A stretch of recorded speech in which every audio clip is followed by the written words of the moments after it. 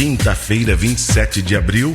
Eu converso com a professora Adileuza dos Santos Silva, professora de língua portuguesa, literatura e sala de recursos multifuncional da Rede Estadual de Ensino. Professora, bom dia, seja bem-vinda. Bom dia a todos os ouvintes da Rádio FM 95A.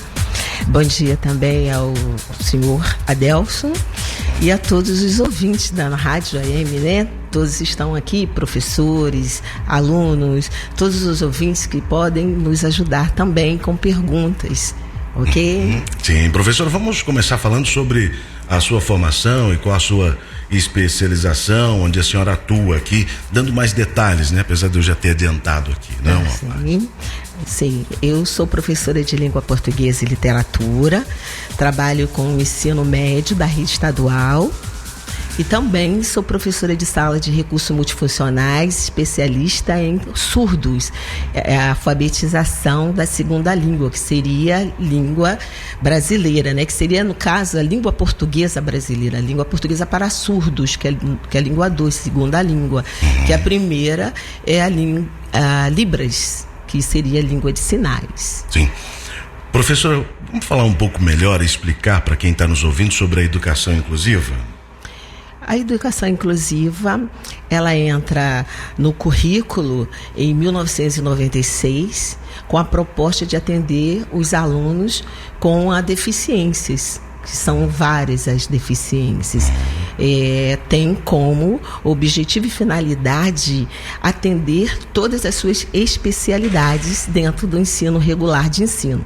Então começa em 1996 com a LDB e no seu artigo 58 rege esse atendimento onde o próprio Estado, eu falo Estado no sentido Brasil, porque a LDB ela é em todo o Brasil, ela rege, que é a Lei de Diretrizes e Bases da Educação, e temos como finalidade atender essas diferenças, não esquecendo que existe uma diferença muito grande entre a educação inclusiva e a educação especial. A educação especial, ela atende a especialidade, ou seja, o especial para o surdo, síndrome de Down, deficiência intelectual, visual e outras especialidades. Já a educação inclusiva refere-se a incluir no ensino regular junto com os alunos ditos normais. Então, incluir seria dar atendimento a esses alunos no mesmo ambiente de estudo, atuando dentro da especialidade de cada um. Sim. Com os avanços que foram trazendo essa inclusão dos alunos que não são portadores de nenhuma deficiência, né? De nenhuma necessidade e uma atenção mais especial, como que está a educação inclusiva no Brasil? Ela está atendendo a todas as necessidades dos que precisam? Olha, se nós formos falar de 96, estamos num avanço muito grande, porque a própria escola, de uma forma geral, ela consegue atender nas salas de recursos multifuncionais. Então, se formos ver essa sala de recurso, e já está atendendo nas escolas regulares, numa particularidade no contraturno, onde o aluno, na parte da manhã, ele é atendido pelo professor regular, ele tem um currículo adaptado que vai atender essas especialidades dele. Veja bem que o aluno que é surdo, ele tem aula de Libras, ele tem um intérprete. O aluno que é deficiente intelectual também, ele tem um atendimento nessa sala de recurso, não esquecendo que são no contraturno, no sendo regular. Então ele está incluído, sim, ele está sendo atendido, porém ele volta à escola em um outro horário, que é onde ele é atendido nessa sala de recursos multifuncionais. Então há um avanço muito grande.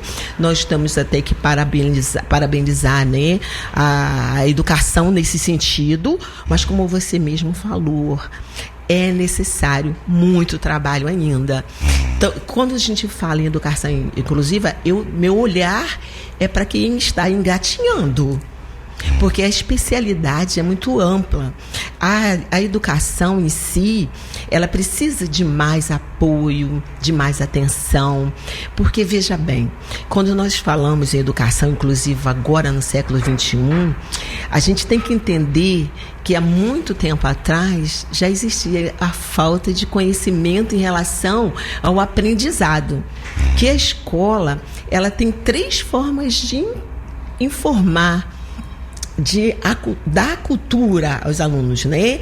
E aí ela tem a tradicional, que nós pegamos, que é da minha época, onde o professor tomava conta de todo o saber, não tinha nenhum tipo de movimento dentro de sala de aula, era o professor e aluno. O professor tinha o saber, o conhecimento, o aluno aprendia e tinha aquele grande número de exclusão, porque muitos não conseguiam compreender, porque cada profissional tem a sua forma e sua prática pedagógica para ensinar.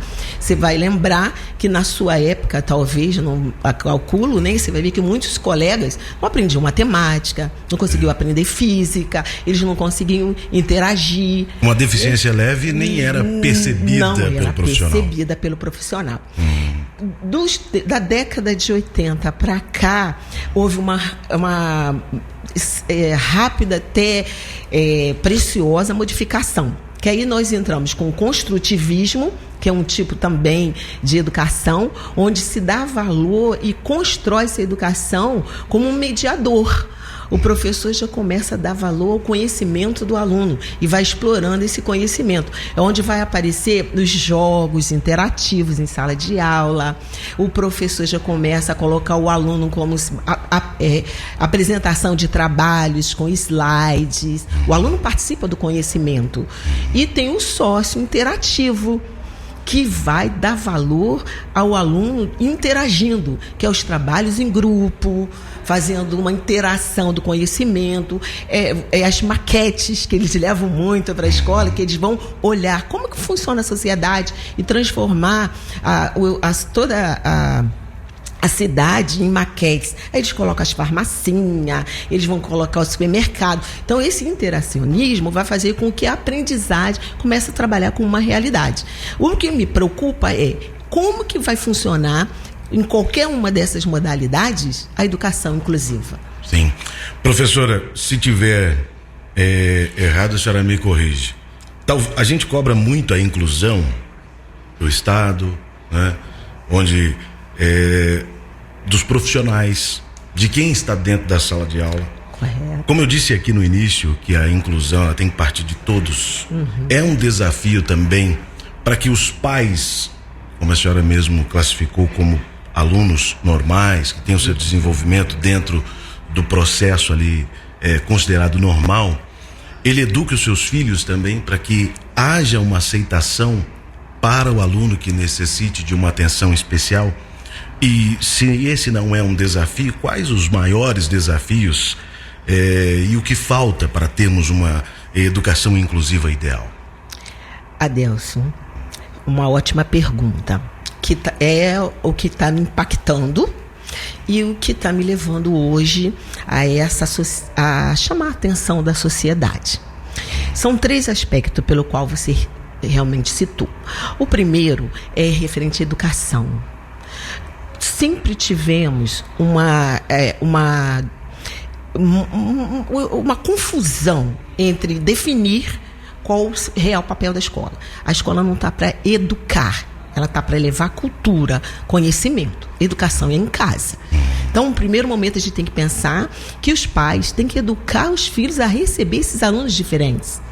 Porque se você não tiver uma interação, uma educação, onde ele vai ver que vai encontrar um cadeirante, um deficiente visual, um surdo que vai usar a língua de sinais, e ele olhar aquilo como o diferente, tem algo errado na residência, no lar e no ambiente familiar. O segundo momento é sobre a questão da legislação. Ela existe. Ela tem que ser cumprida de uma forma onde o atendimento do professor não é só esse de ensinar. O professor, ele está adoecendo. o número grande de autismo, o número grande de crianças que têm a deficiência intelectual está aumentando cada dia. E, a meu ver, a sociedade, a política, os governos ainda não conseguiram sentar para discutir quais são as políticas públicas que poderiam atender à necessidade do professor em sala de aula, do pai que tem um filho com deficiência, que precisa de ajuda, ele está gritando, precisando de ajuda, e também dos alunos que são da educação especial.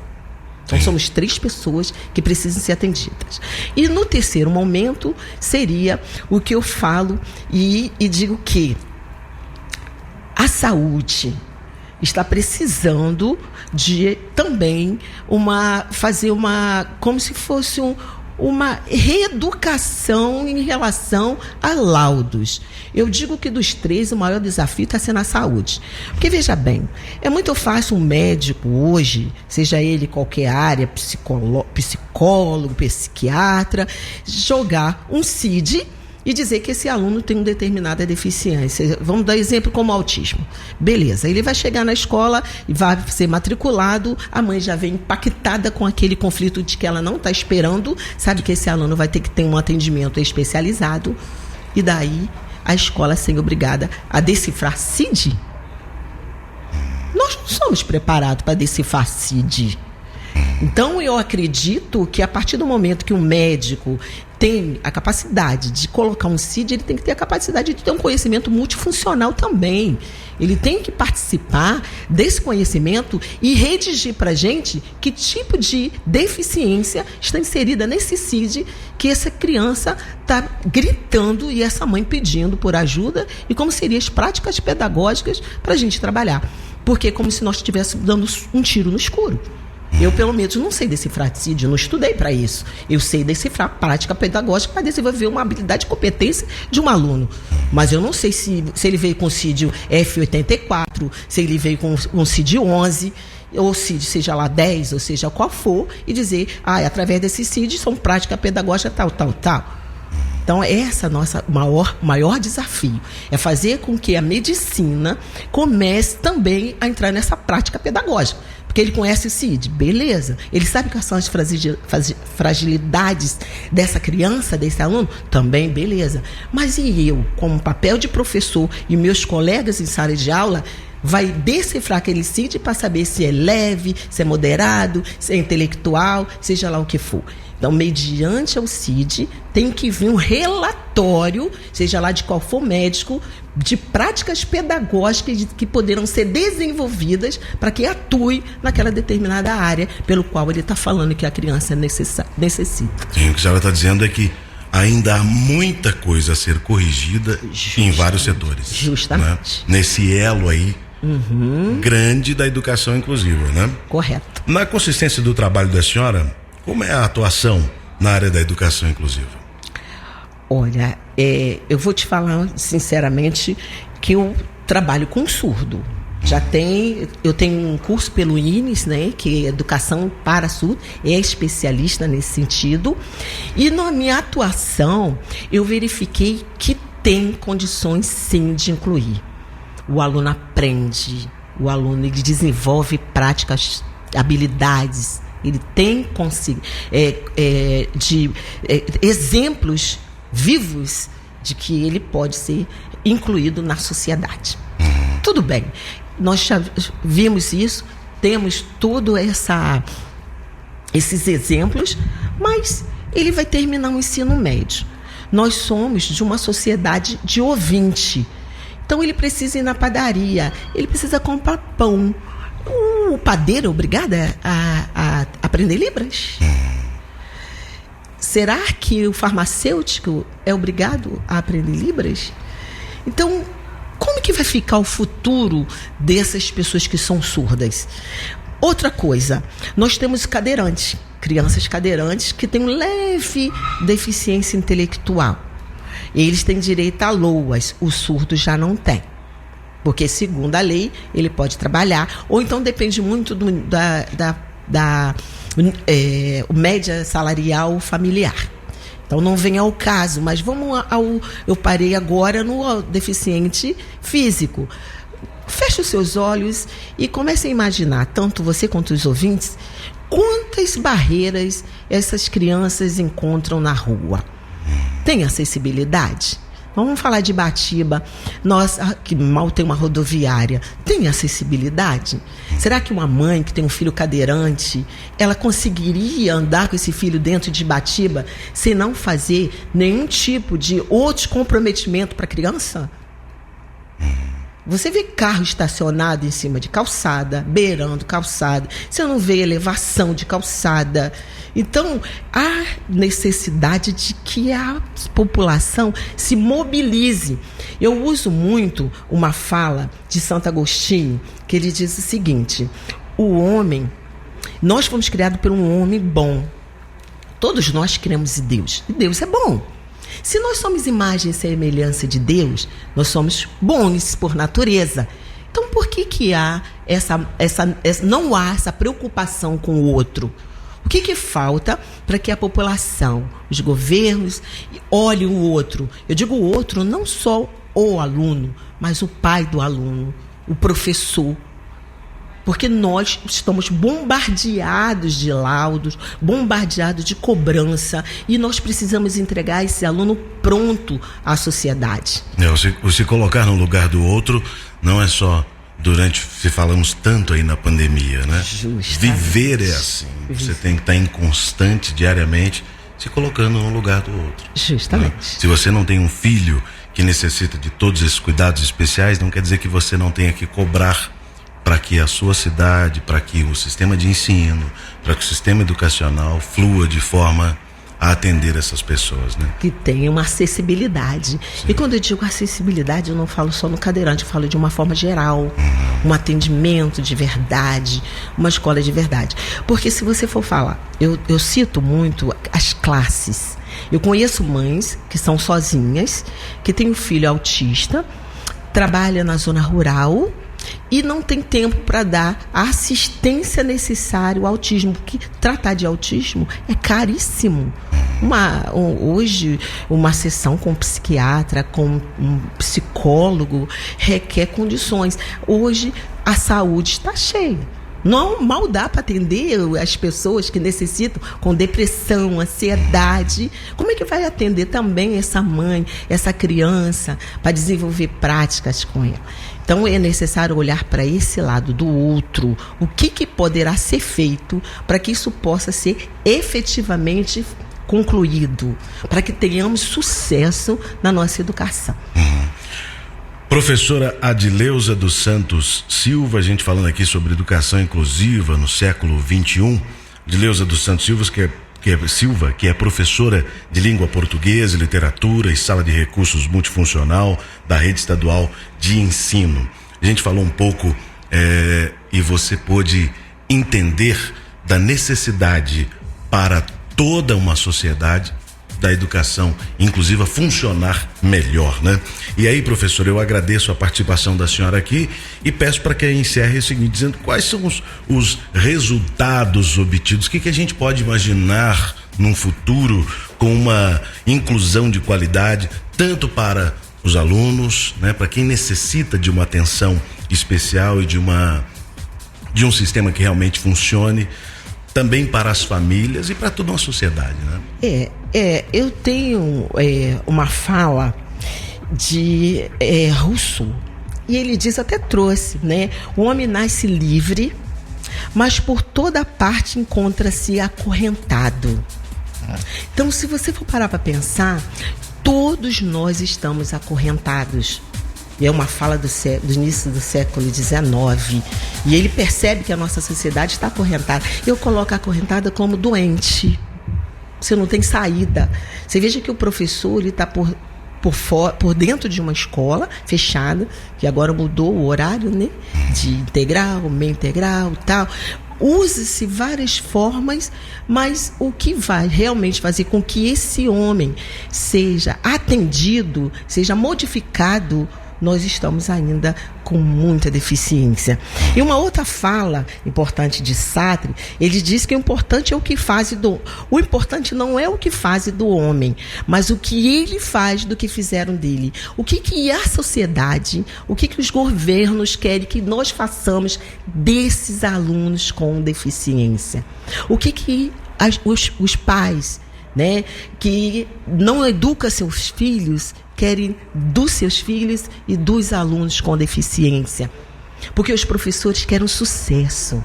Nós queremos formá-los, incluí-los, ter emprego, ter oportunidade. Essa é a fala dos nossos profissionais da educação. Mas não basta querer. É necessário poder, porque a união faz a força. Então, se não unirmos a escola, trazer a sociedade, a medicina, o acompanhamento governamental, porque eu vou te falar que na Itália, uma pesquisa feita, conseguiu ultrapassar, estamos falando de Europa, né? Mas nosso ideal é que todos nós tenhamos esse sucesso. Não é muito, não, eu não vejo como muito, ser unidos. Mas eles criaram o plano de educação individual. E o que seria? É aquela minha primeira fala. O aluno não pode chegar na escola para matrícula só unicamente com CID. Ele tem que estar especializado qual é o CID. E o que fizemos agora em relação a isso? O autismo acabou. Não tem mais aquele F84 que já diz que o criança é autismo. Mas já tem agora as várias classificações. Então ele é 2.0, 2.1, 2.2, 2.3, que de acordo com essa classificação tem que vir também a forma pelo qual esse aluno é visto pela medicina. Então, ele tem um baixo nível intelectual, ele tem uma problemática com a fala, ele tem uma problemática com a socialização. Então, diante desse relato, na Itália, o sistema multifuncional, né, as práticas multifuncionais, que seria pedagogo, professor, a área pedagógica, junto com os docentes, estão criando outros currículos adaptados individual, porque cada um aprende de uma forma. Eu tenho 58 anos, com 40 anos eu descobri que eu tinha dislexia. Eu passei a minha vida inteira trocando letras, não tentando, tendo dificuldade de aprendizado.